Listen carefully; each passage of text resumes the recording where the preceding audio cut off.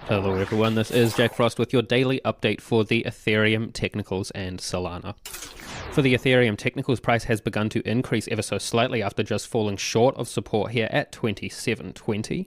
Volume overall continues to support downwards movement for the short term, with strongest volume on the downward sessions, though a push on these recent bullish sessions sees volume potentially supporting upwards movement for the very short term.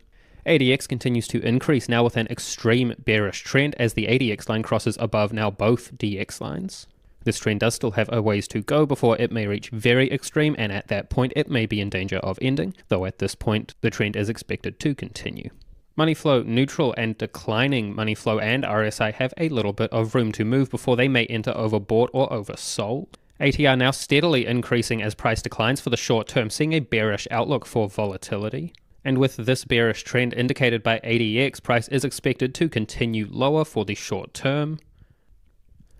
On the Solana daily chart, this downwards movement labeled primary wave 4 on this wave count subdividing as a single zigzag, as it is the most common corrective structure and has the best fit for this data source. A 5-wave impulse moving down for intermediate wave A 3 in the opposite direction for intermediate wave B, and now an incomplete impulse currently within minor wave 5 for intermediate wave C.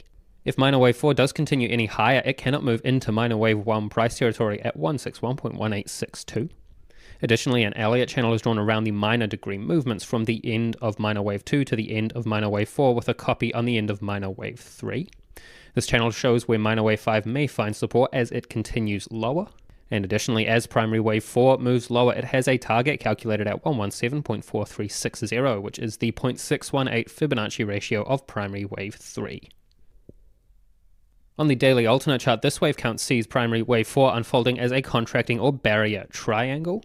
Intermediate wave A double zigzag moving lower. It has a worse fit than the main daily chart, though it is still viable. A 3 in the opposite direction, a single zigzag for intermediate wave B, another single zigzag for intermediate wave C, and now intermediate waves D and E must subdivide as single zigzags. Intermediate wave D for the very short term expected to move price higher. It has a confidence point at 161.1862, which is the invalidation for the main wave count.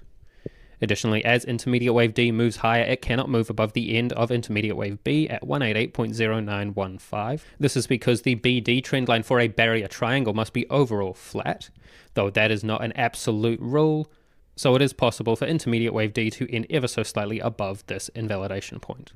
When it arrives, the end of primary wave 4 with intermediate wave E is expected to fall short of this AC trendline here, as is common for contracting triangles. And on the technical daily chart, we can see price declining after finding resistance here at 190 for the very short term, consolidating within resistance at 157 and support at 127. For the short term, volume supports upwards movement with strongest volume on these bullish candlesticks just here. On balance, volume currently has no new range, though it does have this small resistance point with the minimum 2 tests and an overall flat slope. RSI is neutral and has some ways to move before it may enter overbought or oversold. Money flow also neutral, having some ways to move before it may enter overbought or oversold itself. Additionally, neither RSI or money flow exhibit divergence at this time frame. ATR steadily increases as price consolidates for the short term, though overall there is a bearish outlook for volatility. As ADX declines, we use the model of stochastics and support and resistance. This model suggests an upward swing may continue towards resistance at 157 or 175, where price may find that resistance point where stochastics reaches overbought.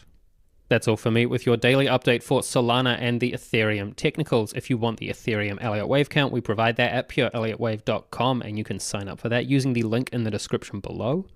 Thank you, and I hope everyone has a good day.